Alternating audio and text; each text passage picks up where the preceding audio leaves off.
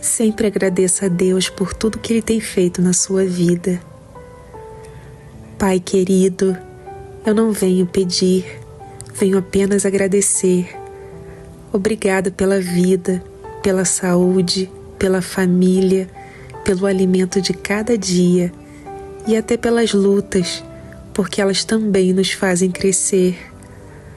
Obrigada, Senhor, por nunca me abandonar, por estar presente em cada detalhe, por me dar forças quando pensei em desistir.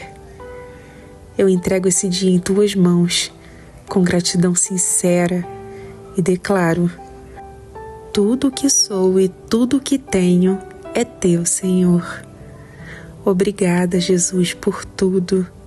Amém.